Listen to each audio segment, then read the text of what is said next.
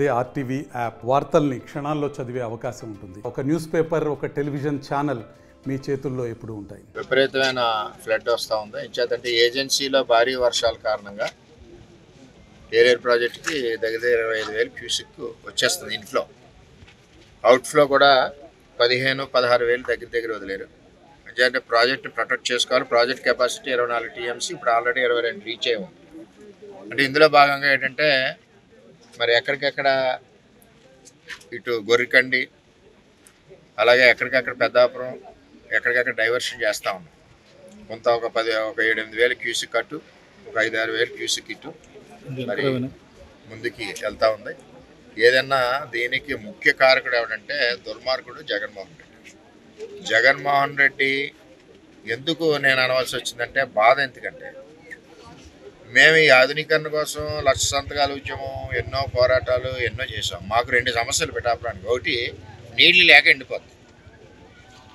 పాదయాత్రలో చంద్రబాబు నాయుడు గారు వచ్చినప్పుడు చెప్పాం, పురుషోత్తపట్నం ఇచ్చారు, ఇతను వచ్చి ఆపేశాడు. అలాగే వరద వచ్చి మునిగిపోతాయి. 2 ఎఫెక్ట్లు మా పిఠాపురానికి. ఆ ములగకుండా ఉండాలని చెప్పి సొద్దుగడ్డ కొండకాల డ్రైన్కి 170 కోట్లు తెచ్చాం. ఫస్ట్ ఫేజ్ ఇక్కడ 60% పనిచేసాం. ఇక్కడంటే జౌండిపల్లి నుంచి అటు రాపతి వరకు తవ్వాం. తర్వాత అంటే రిమైనింగ్ స్లూయిస్ లై కట్టాం, అవ్వలేదు.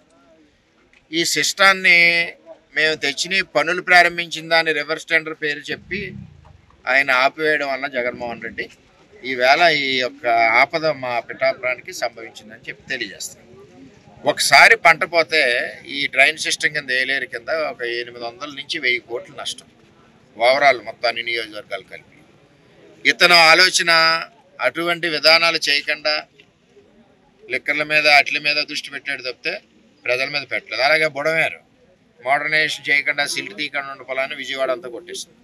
ఇవన్నిటికీ కూటమి ప్రభుత్వంలో వీళ్ళ చంద్రబాబు నాయుడు గారు ఎలా పనిచేశాడో, పవన్ కళ్యాణ్ గారు ఎలా పనిచేశారో అందరూ కూడా చూస్తూ ఉన్నారు. దాని నెక్స్ట్ ఎలక్షన్ ముందు చంద్రబాబు నాయుడు గారు హామీ ఇచ్చారు ఆధునీకరణ 2వ ఫేజ్కి. అలాగే యువకాలంలో లోకేష్ హామీ ఇచ్చారు. తర్వాత కూటమి ఏర్పడింది. కూటమి ఏర్పడ్డాక ఇక్కడికి ఏదైతే మన పవన్ కళ్యాణ్ గారు రావడం జరిగిందో, ఇక్కడ పిఠాపురం నడిబట్టిన పవన్ కళ్యాణ్ గారు నేను కూడా హామీ ఇవ్వడం జరిగింది. ఎట్టి పరిస్థితుల్లోనే మోడర్నైజేషన్ చేయాలి. ఏలేరు సొద్దుగడ్డది చేసి గొల్లప్రోలుని, అదేవిధంగా కొత్తపల్లి మండలం, పిఠాపురంలో కొన్ని గ్రామాలు కోలంక, గోకువాడ, జౌనపల్లి, మాదాపురం వీటినటిని ప్రొటెక్ట్ చేసుకోవాలని చెప్పి దీని మీద కదా దృష్టి పెట్టడం జరిగింది. ఈవేళ రివ్యూ మీటింగ్ కూడా ఉంది కలెక్టర్ ఆఫీస్లో. రివ్యూ కూడా జరుగుతుంది. నేను కూడా నా సీటు సమయంలో చంద్రబాబు నాయుడు గారిని అడిగింది 2 పాయింట్లు. పురుషోత్తపట్నం ఏలేరు ఆధునీకరణ ఇమ్మన్నాను తప్పితే నేను వేరేది ఇది అడగలేదు.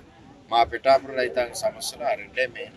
ఆ 2 మాకు ఇవ్వాలని చెప్పి నేను అడిగాను. అందులో పురుషోత్తపట్నం ఇచ్చారు. దానివల్ల ఈ సంవత్సరం పంటలు పండాయి.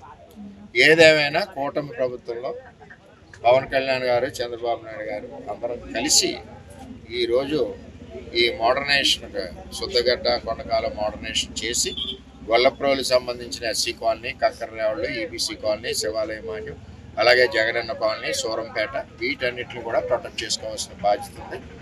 ఈ మోడర్నైజేషన్ వస్తే సూరంపేటకి బ్రిడ్జ్ వస్తుంది, జగనన్న కాలనీకి బ్రిడ్జ్ వస్తుంది. ఇది కూడా అందులో ఉన్నాయి. ఏది ఏమైనా మన ఎమ్మెల్యే, డిప్యూటీ సీఎం గారు కూడా పట్టుదలగా ఉన్నారు. అందరం కలిసికట్టుగా శాశ్వతంగా పిఠాపురం నియోజకవర్గానికి ఇది వరకు తెచ్చింది ఏదైతే ఉందో అది క్యాన్సిల్ చేశాడో జగన్మోహన్ రెడ్డి, దాన్ని మళ్ళీ టెండర్ పిలిచి ఈవేళ అప్పుడు 150 కోట్లతో అయిపోయింది.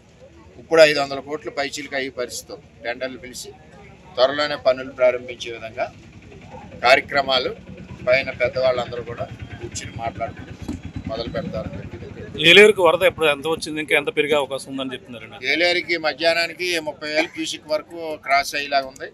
దీనికి ఇంకా ఇంకో 3 అడుగులు 4 అడుగులు పెరిగే పరిస్థితి ఉంది.